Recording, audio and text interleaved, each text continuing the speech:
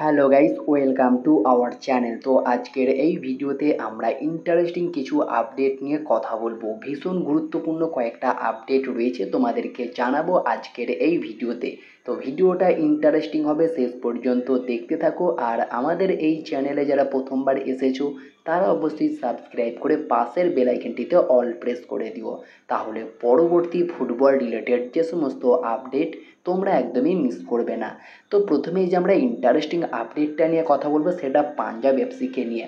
তো পাঞ্জাব এফসি যে তিনজন বিদেশিকে রিক্রুট করছিল, তিনজন বিদেশিকে এই দলে নেবে সেটা তোমাদেরকে জানিয়েছিলাম।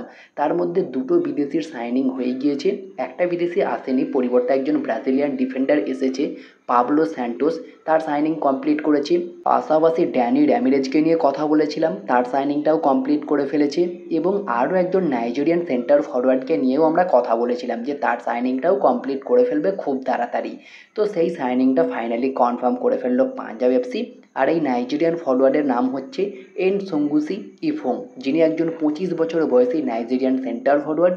বর্তমান মার্কেট ভ্যালু 2 কোটি টাকা, উইদাউট ক্লাবে ছিলেন এবং পাঞ্জাব এফসি ফাইনালি তার সাইনিংটা কমপ্লিট করে অফিসিয়ালি অ্যানাউন্সমেন্ট করে দিয়েছে। তো পাঞ্জাব এফসির নতুন বিদেশি স্ট্রাইকার 100% অফিসিয়ালি কনফার্ম হয়ে গেল। এরপরে যদি আমরা কথা বলি ইন্টার কাশিকে নিয়ে, তো ইন্টার কাশি গত মরশুমে আই লিগ চ্যাম্পিয়ন হয়েছিল। কিছুটা বিতর্কিত ব্যাপার ছিল, যেখানে চার্চিল ব্রাদার্সকে ট্রফি দিয়ে দেওয়া হয় এবং পরে সেটা নিয়ে অনেক ঝামেলা হয়। তো ফাইনালি সেই রায়ে কিন্তু ইন্টার কাশি জেতে। এবং গতকালকে জামশেদপুর এফসির এগেনস্টে ইন্টার কাশির সুপার কাপের ম্যাচ ছিল। তো সেই ম্যাচের পরই তাদের হাতে আই লিগ ট্রফি কিন্তু তুলে দেওয়া হলো অফিসিয়ালিভাবে।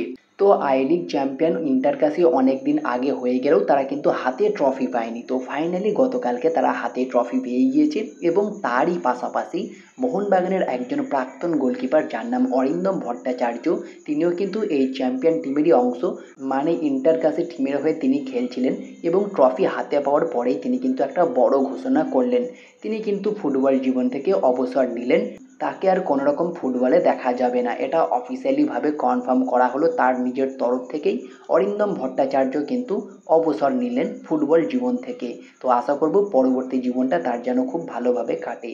এরপরে যদি আমরা কথা বলি জোস ফ্রান্সিসকো মলিনাকে নিয়ে, তো জোস ফ্রান্সিসকো মলিনা সুপার কাপের ডার্বিটা ড্র হওয়ার পর, মানে সুপার কাপ থেকে ছিটকে যাওয়ার পরে, তো তার আগে একটু ক্ষমা চেয়ে নিচ্ছি। গতকালকের ভিডিওতে আমি বলে ফেলেছিলাম যে ডার্বিটা হেরে গিয়েছে। তো ডার্বি হারেনি, সুপার কাপ থেকে বিদায় হয়ে গিয়েছে ড্র হওয়ার কারণে, গোল ডিফারেন্সের কারণে। তো এটার জন্য আমি ক্ষমা প্রার্থী, তোমরা সবাই আমাকে ক্ষমা করে দিও।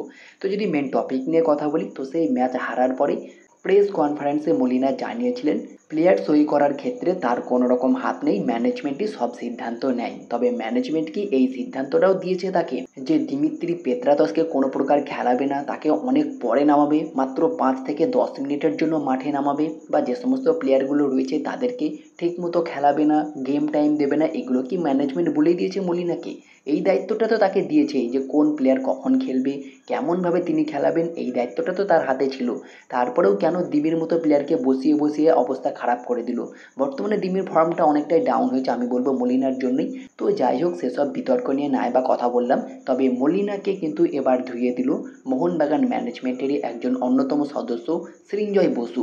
তিনি জানাচ্ছেন মলিনারই দোষ ডার্বিতে ড্র হওয়ার কারণে, সুপার কাপ থেকে ছিটকে যাওয়ার ফলে। তো এটা কিন্তু পুরোপুরি মলিনার উপরেই চাপিয়ে দিলেন। এদিকে মলিনা কিন্তু ম্যানেজমেন্টকে কিছুটা দোষারোপ করছে। তো সেই জায়গায় নিয়ে কিন্তু কিছুটা বিতর্ক শুরু হয়েছে। শোনা যাচ্ছে মলিনা ইস্তফা দিতে পারে, পদত্যাগ করতে পারেন। এবং ইতিমধ্যেই এমবিএফটির তরফ থেকে একটা আপডেটও বেরিয়ে এসেছে যে মোহনবাগান নাকি নতুন 3জন কোচের সঙ্গে কথাবার্তা চালাচ্ছে। 3জন কোচকে ইতিমধ্যেই শর্টলিস্ট করে নিয়েছে। তার মধ্যে প্রথম নামটাই রয়েছে সার্জিও লোবেরা। আর সার্জিও লোবেরা আইএসএলের অন্যতম একজন সফল কোচ, একজন স্প্যানিশ কোচ। এর আগে গোয়া, মুম্বাই সিটি এফসির মতো ক্লাবে কোচিং করিয়েছেন। বর্তমানে তিনি কিন্তু কোচিং করাচ্ছেন ওড়িশা এফসিতে। লাস্ট ইয়ার ওড়িশা এফসিতেই ছিলেন, তবে এই মরশুমে ওড়িশা এফসি ছাড়তেও পারে, পসিবিলিটি রয়েছে। আর যদি আমরা সার্জিও লোবেরাকে নিয়ে কথা বলি, তিনি একজন 48 বছর বয়সী স্প্যানিশ কোচ, যার প্রেফার্ড ফরমেশন 4-2-3-1।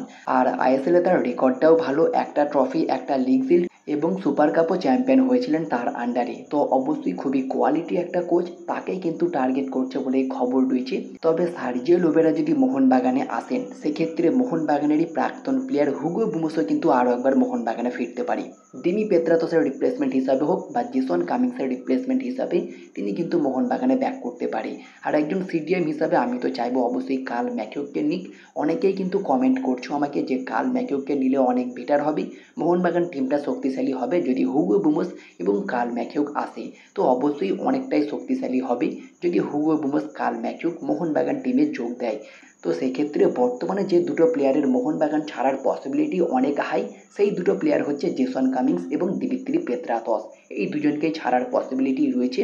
তো দেখা যাক, এই বিষয়ে সিদ্ধান্ত আসবে খুবই তাড়াতাড়ি আশা করছি। তবে আশা করব উইন্টার ট্রান্সফার উইন্ডোর মধ্যেই কনফার্ম আপডেট চলে আসবে। তো তোমাদের কি মনে হয়, সার্জিও লোবেরা কি মোহনবাগানের জন্য বেস্ট কোচ?